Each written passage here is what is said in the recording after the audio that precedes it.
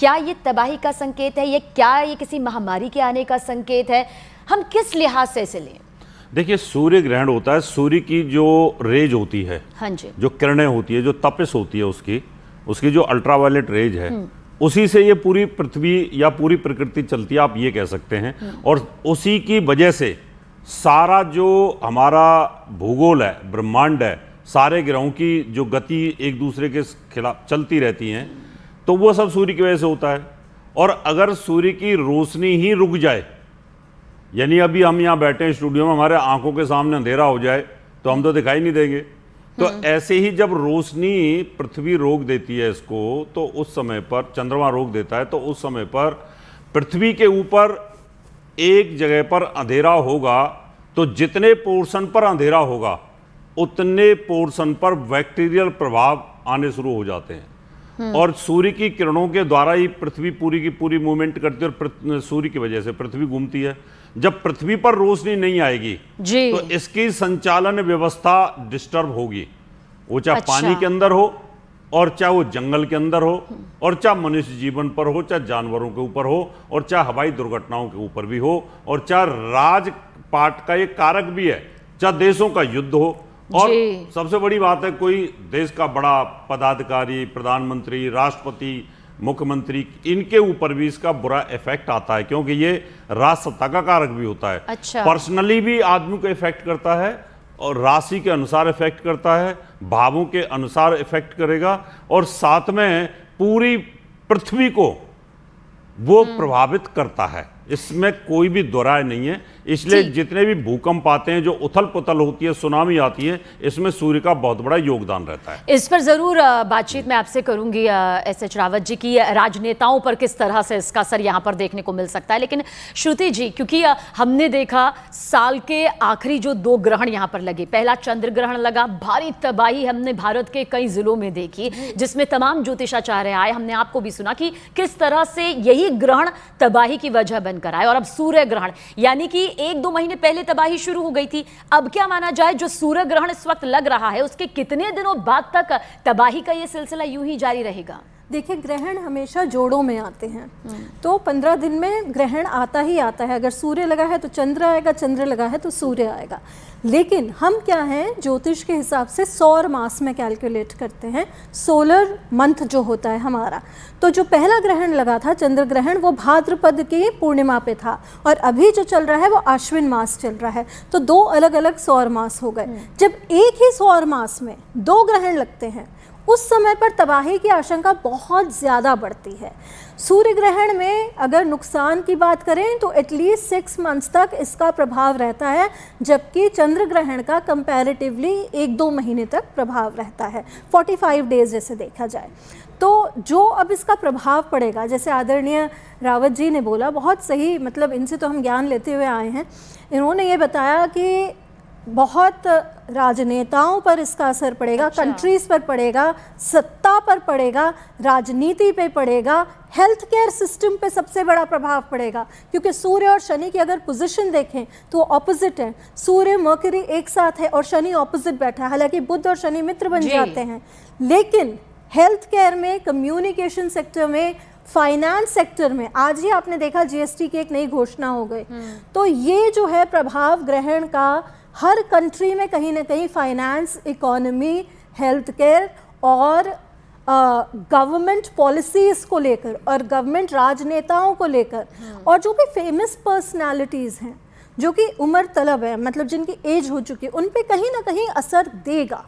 ठीक। एस.एच. रावत जी, क्योंकि आपने कहा कि राजनेताओं पर, सियासत पर इसका असर यहाँ पर पड़ेगा, बस इतना जानना चाहते हैं कि ये सूर्य ग्रहण तो फिर भी भारत में नहीं दिख रहा, फिर भी इतना प्रभाव अगर दिख रहा होता तो क्या हम मानते कि कई गुना इसका ज्यादा प्रभाव पड़ता? मतलब दिखना और ना दिखना, ठीक है, हवा के कणों में ये होता है, जैसे आपने बताया, सूर्य की किरणें तो एक हैं, वो तो सबके लिए ही यहाँ पर है, पर क्या अगर ये दिखता तो और भी भयानक असर होता? जी बिल्कुल, एकदम सवीना जी, मैं बताना चाहता हूँ, अभी जैसे ऑस्ट्रेलिया के कुछ हिस्से में दिखेगा, न्यूजीलैंड में दिखेगा, वहां पर जो राशि होगी, जिस राशि पर ये ग्रहण है, कन्या राशि के ऊपर ग्रहण है और सिंह राशि का स्वामी सूर्य ग्रहण के अंदर है, तो जो लोग वहां पर इन राशियों पर होंगे उन पर वहां ज्यादा इफेक्ट होगा, बजाय हमारे यहाँ के। अच्छा, बजाय हमारे यहाँ के, उन पे ज्यादा इफेक्ट होगा वहां जी। पर। इफेक्ट तो यहाँ पर भी होगा, लेकिन उतना नहीं होगा जितना उनके पास है, क्योंकि उनको तो सीधी सीधी उस समय सूर्य की रेज मिलेगी नहीं। जब सूर्य की रेज नहीं मिलेगी तो हमारा शरीर का जो इम्यून सिस्टम है वो डिस्टर्ब होता है, तो ये प्राण शक्ति का कारक होता है,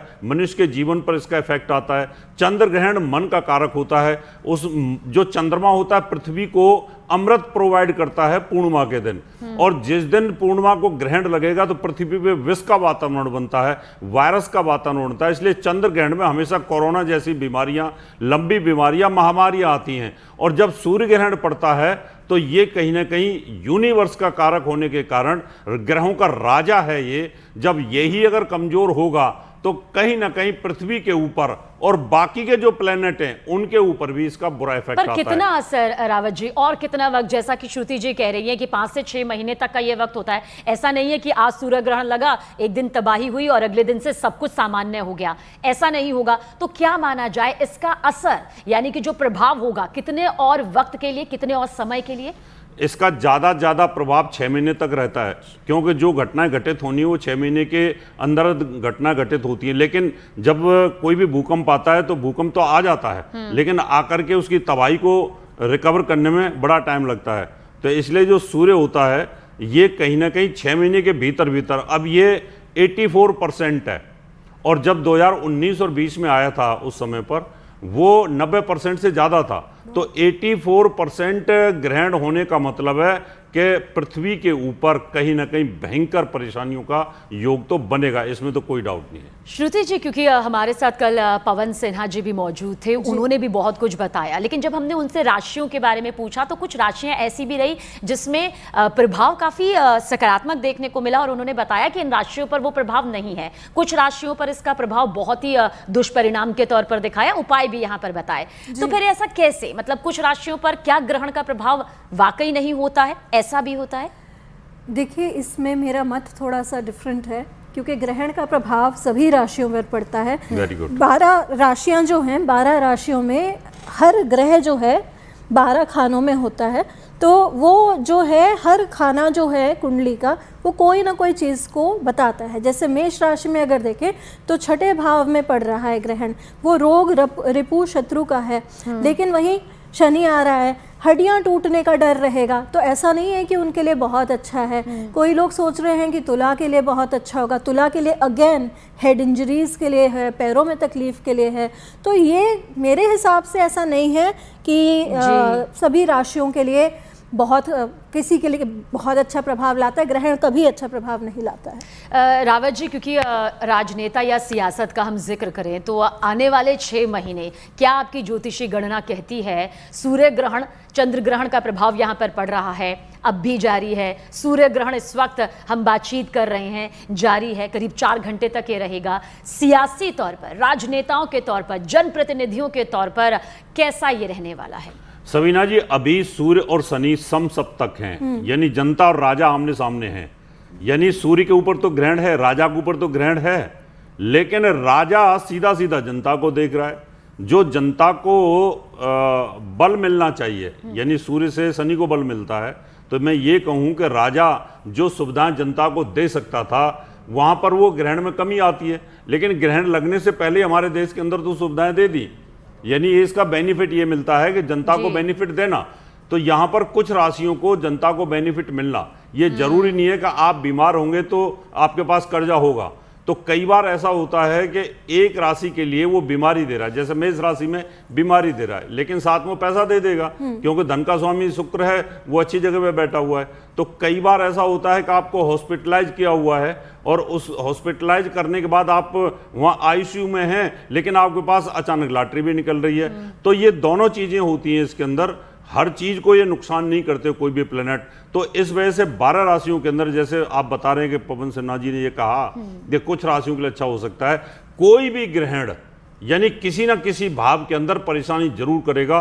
यानी मुझे नहीं करेगा, मेरे पिता को करेगा, पिता को नहीं करेगा, मदर को करेगा, मदर को नहीं करेगा, पत्नी को करेगा। अभी मान लो कुंभ की बात करते हैं, कुंभ राशि वालों का। अब कुंभ राशि वालों का पत्नी स्थान का जो स्वामी है या पति स्थान का स्वामी है, वो मृत्यु स्थान में ग्रहण पड़ रहा है, वहां पर अष्टम भाव में पड़ रहा है, तो मुझे इफेक्ट नहीं करेगा वो, लेकिन हो सकता है मेरी पत्नी को हॉस्पिटलाइज कर दे। तो ऐसे कोई भी ग्रह 12 जगह पर वो किसी न किसी रिश्तेदार को, गर्भवती महिलाओं को वो कहीं ना कहीं परेशानी पैदा करेगा। अब वृष के अंदर ये बड़ी तकलीफ आएगी वृष राशि वालों के लिए। तो ऐसे ही मदर है, छोटा भाई है, परिवार है, बच्चे हैं, पिता है, ससुर है, सास है, कोई भी रिश्तेदार, बड़ा भाई बहन भी हो सकता है, दादा दादी, नाना नानी भी हो सकते हैं, उनको कहीं ना कहीं इफेक्ट तो जरूर करेगा। आपको ना करे लेकिन दूसरे को तो जरूर करेगा। तो इसलिए ग्रहण, ये रोशनी ना आना, वो कहीं ना कहीं हमें नुकसान जरूर करती है। श्रुति जी, क्योंकि जब हम धर्म का जिक्र करते हैं तो विज्ञान उसके एक ही पहलू को यहाँ पर मानता है, पूरी तरह से नहीं मानता है। वो साफ कह रहा है कि ये खगोलीय घटना है। बहुत से वैज्ञानिक ऐसे भी हैं जो कह रहे हैं कि धर्म अपनी जगह है, धर्म का सम्मान होना चाहिए, लेकिन सूर्य ग्रहण, चंद्र ग्रहण को इस कदर जोड़कर देखना कि तबाही इसी की वजह से हो रही है, ये वो सिरे से खारिज करते हैं। उनके लिए क्या आप कहना चाहेंगे? मैं एक चीज़ कहना चाहूँगी, और मैं कई सालों से ग्रहण पे शोज़ करते आ रहे हैं, हम भी, रावत जी भी, सभी, और हमने बहुत डिबेट्स करी हैं और बहुत शोज़ किए हैं। आज तक एक साइंटिस्ट नहीं मिला मुझे जिसने अर्थक्वेक प्रेडिक्ट किया हो। हम लोगों ने किया है। आज तक एक साइंटिस्ट नहीं मिला हमें जिसने कोई प्रेडिक्शन ऐसी करी हो कि सुनामी आएगी। हमने करी है। ग्रहण से जुड़ी हुई तमाम परेशानियां हमने प्रेडिक्ट करी हैं। क्यों? क्योंकि आर्यभट्ट ने जो ज़ीरो इन्वेंट किया था, उन्होंने ही एस्ट्रोनॉमी पे भी किताब लिखी, उन्होंने ही एस्ट्रोलॉजी पे भी किताब लिखी। तो ग्रहण के प्रेडिक्शंस आर्यभट्ट के टाइम के थे, जब ये वैज्ञानिक थे भी नहीं, जब हम भी नहीं थे, लेकिन हम उस नॉलेज को कैरी फॉरवर्ड करके हम इंसान की बेहतरी के लिए करते हैं, उसकी भलाई के लिए करते हैं। हम ये खंडित नहीं करते हैं कि वैज्ञानिक सही है या गलत है, हमें उससे लेना देना ही नहीं है। हमारे जो पूर्वज कह गए, भारत जो है वो एक धर्म भूमि है। धर्म भूमि को माननीय प्रधानमंत्री ने भी ये माना है, और इसलिए फाइनेंशियल का रिफॉर्म लेकर वो ग्रहण काल के पहले ही आ गए, जो कि मर्क्यूरी के साथ जुड़ा हुआ है, इस ग्रहण के साथ जुड़ा हुआ है। तो सभी मानते हैं इसको, और वैज्ञानिक पीठ पीछे तो अपनी कुंडली दिखवाते ही हैं। रावत जी, क्योंकि कल से नवरात्र की भी शुरुआत है और कहा जाता है कि भक्ति में बहुत शक्ति होती है, तो क्या जिस ग्रहण को इस वक्त आम जनजीवन सह रहे हैं, चाहे वो इसमें विश्वास रखें या फिर ना रखें, और जैसा आपने कहा, जैसा कि श्रुति जी भी कह रही है कि हर राशि पर इसका अपना अपना प्रभाव होता है, किसी पर कम हो सकता है, किसी पर ज्यादा हो सकता है, लेकिन ग्रहण का प्रभाव हो सकता है। तो क्या माता रानी की जो कल से पूजा अर्चना की शुरुआत होगी, अब ग्रहण खत्म होते ही उसकी शुरुआत होगी, ये कैसा संकेत है? देखिए, कई बार क्या होता है कि कोई भी चीज़ अगर बुरी हुई है तो उसके बाद अच्छा भी ग्रहों का गति आती है। तो हमारे यहाँ पर तो दोनों ऑप्शंस होती हैं। हिंदू धर्म में दोनों का साइंटिफिक आधार होता है। अभी ऋतु परिवर्तन हो रहा है इस समय, और ऋतु परिवर्तन पर ये हमारे शारदीय नवरात्रे चल रहे हैं। तो अभी अगर आप व्रत करते हो, अपने शरीर को मजबूत बना लेते हो, यानी आप भी शरीर को तपस्या में लेके आते हो, तो आने वाले समय में जो सर्दियां पड़ेंगी उनको आप अच्छे से झेल सकते हो। तो हमारे यहाँ 2 नवरात्रे गर्मियों में एक आते हैं और एक अब आते हैं। तो दोनों ऋतु परिवर्तन के साथ इनका बहुत गहरा संबंध होता है, और बीच में जो 2 और आते हैं उनका भी ऋतु परिवर्तन के साथ गहरा संबंध होता है। तो जब कोई भी सूर्य ग्रहण पड़ेगा या चंद्र ग्रहण पड़ेगा तो आपकी बॉडी के ऊपर एनर्जी लेवल डाउन होता है, और जब एनर्जी लेवल डाउन होएगा तो आपके ऑर्गन्स डिस्टर्ब होंगे। निश्चित तौर पर आप या तो फीवर होगा, बुखार होगा, कोई ना कोई तकलीफ होगी, हार्ट अटैक होगा। उस कंडीशन में पूजा पाठ करने से आप अपनी बॉडी के एनर्जी लेवल को हाई कर लीजिए। मान लो आपको बहुत ज़्यादा सर्दी लग रही है, और सर्दी लग रही है, और उस समय पर अगर आप योगा करो, प्राणायाम करो, एक्सरसाइज करो, तो आपके शरीर का जो हीटिंग एलिमेंट है वो बढ़ जाएगा, अग्नि तत्व बढ़ जाएगा, तो आप सर्दी के प्रकोप को रोक सकते हो। ग्रहण काल के अंदर इस समय पर एनर्जी लेवल जब डाउन होता है, तो अगर आप सूर्य के मंत्रों का जाप करते हो, क्योंकि आपके शरीर में सूर्य की किरणें इस समय कम हो जाएंगी, और जब कम हो जाएंगी तो शरीर ढीला हो जाएगा। तो उस समय अगर उनके मंत्रों का जाप करते हो, सूर्य को एनर्जी देते हो आप शरीर के अंदर, तो सूर्य ग्रहण का प्रभाव कम हो जाएगा। और जो राहु केतु की वजह से ये प्रभाव आता है, अगर उनका दान करते हो तो लोगों का जो जिनको दान दिया जाता है उनकी दुआएं लगती हैं, दुआ से हमारी जो ऑरा होती है वो भी स्ट्रांग होनी शुरू हो जाती है। मैंने किसी को दान दिया, उसने कहा आपका अच्छा हो, आपका भला हो, तो वो जो एट रैंडम जो दुआ मिलती है उससे भी ऑरा मजबूत होती है, और साथ में जो आप पूजा पाठ जप करते हो उससे भी ऑरा मजबूत होती है, और जो हवन करते हो उससे भी ऑरा मजबूत होती है। इसलिए ग्रहण काल में जप करना, जाप करना, मंत्र जाप करना, हवन करना, इससे हम अपनी बॉडी के एनर्जी लेवल को हाई करते हैं, जो यूनिवर्स से ग्रहण की वजह से हमारे शरीर में कमी होनी शुरू हो जाती है। ये इसका वैज्ञानिक आधार होता है। वही जो धर्म और विज्ञान का साथ साथ चलना और इसके दोनों पहलुओं को समझना, शायद यही सबसे बेहतर है। श्रुति जी, क्योंकि बहुत से ऐसे लोग हैं जो कह रहे हैं कि क्योंकि सूतक काल नहीं लगा है इसलिए गर्भवती महिलाओं को ये मानने की जरूरत नहीं है, कुछ कह रहे हैं कि नहीं सूतक काल नहीं लगा तो भी क्या हुआ, ग्रहण लगा है, सूर्य ग्रहण लगा है, इसलिए इसे माना जाए। तो क्या खासतौर से जो गर्भवती महिलाएं हैं उनके लिए कुछ खास नियम? हाँ बिल्कुल, मैं तो ये कहूँगी कि आपको रिस्क लेनी ही नहीं चाहिए किसी भी मैटर में, चाहे ग्रहण कहीं भी लगा हो। इस टाइम पे ये जो अब अच्छी बात यह है कि ये ग्रहण काल में रात का समय है तो आपको खाना नहीं बनाना है, आपको कोई शार्प ऑब्जेक्ट्स यूज़ नहीं करने हैं, चॉपिंग नहीं करनी है, वेजिटेबल चॉपिंग नहीं करनी है, खाना नहीं बनाना है, कोई काम नहीं करना है, कपड़े नहीं सिलने, कुछ नहीं करने। इस टाइम पे बेसिकली करना क्या चाहिए, हम जो हमारा जो धर्म कहता है कि कोई अच्छी धार्मिक किताब पढ़ें, गायत्री मंत्र का जप करें, या फिर आप जिन्हें इष्ट मानते हैं उनका जप करें, ध्यान करें। आप बुद्धिज़्म फॉलो करते हैं, आप नम्य हो रहेंगे क्यों करें, जो आपको समझ आ रहा है।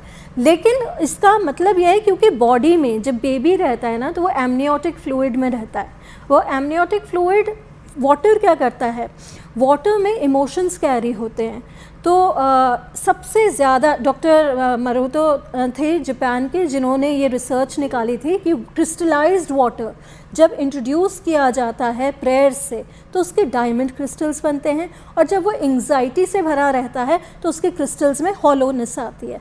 Same applies to human body. तो क्या होता है, जब हम अच्छी चीज़ें पढ़ते हैं, अच्छे भाव लाते हैं, तो सेम हमारा बेबी भी कैरी करता है।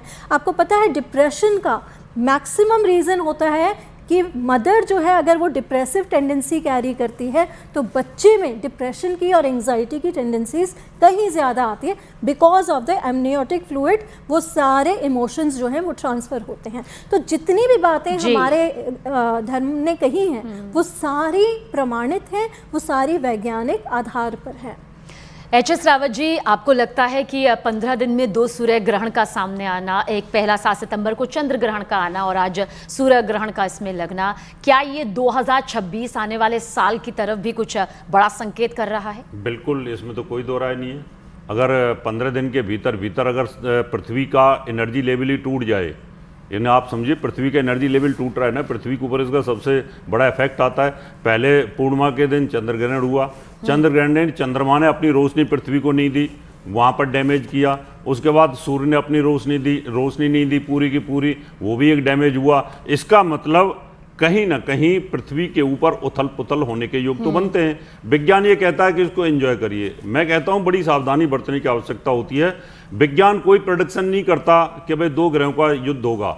मैंने अभी भी 8 भविष्यवाणी करी थी। मैंने कहा था कि 2 देशों का अलग से युद्ध होगा, तो इजराइल का ईरान का हुआ, फिर मैं थाईलैंड कंबोडिया का हुआ, हिंदुस्तान पाकिस्तान की भविष्यवाणी यहीं 2019 और 20 में मैंने न्यूज 18 पर ही करी थी कि अभी ग्रहण में अभी युद्ध नहीं होगा, युद्ध 2025 में होगा, और 2025 में युद्ध हुआ। अब ये भविष्यवाणियां तो कहीं ना कहीं हमारी ज्योतिष की है ना, इन पे तो विज्ञान उंगली उठा ही नहीं सकता। और अभी हमने कहा था कि कहीं ना कहीं सत्ता परिवर्तन और कई बड़े राष्ट्राध्यक्षों को अपनी गद्दी छोड़नी पड़ेगी। फ्रांस के प्रधानमंत्री ने छोड़ी, जापान के प्रधानमंत्री ने छोड़ दी, इधर यमन के अंदर हूती विद्रोहियों के साथ जो इजराइल का चला वहाँ पर, यहाँ इंडिया के अंदर भी आप देखें तो ये जो उथल पुथल होती है ऊपर से, यानी एक हमारे यहाँ पर श्लोक है, मंत्र भी है, ग्रहाधीनम जगत सर्वम ग्रहाधीनम नरावरा काल ज्ञानम ग्रहाधीनम ग्रह कर्म फल प्रदा। यानी ये जो पृथ्वी है ना, ये जो भूमंडल है, ये सब ग्रहों के अधीन चलता है। हमारा भाग्य है, हमारा जीवन है, सब कुछ ग्रहों के अधीन है। इसलिए जब ग्रह ही प्रभावित हो जाते हैं तो हम सब कुछ अस्त व्यस्त हो जाते हैं। अगर विज्ञान की बातें माने तो जब ग्रहण लगता है तो उस समय सारे जानवर खाना छोड़ देते हैं। हाँ। लेकिन विज्ञान कहता है नहीं खाओ, कोई फर्क नहीं पड़ेगा। आज फर्क नहीं पड़ेगा ना, फूड पॉइजनिंग तो आपकी 2 दिन बाद भी हो सकती है। आज आपने भोजन खाया तो उसी समय थोड़ी आपको उल्टी हो जाएगी। हो सकता है 2 दिन बाद आपके शरीर में बैक्टीरिया बड़े बड़े घूमने शुरू हो जाते हैं। तो इसलिए विज्ञान को बहुत बारीकी से, बहुत सूक्ष्म तरीके से इसको रिसर्च करने की जरूरत है। अगर वो रिसर्च करते हैं तो बहुत ज़्यादा हिंदुस्तान का अच्छा भला हो सकता है।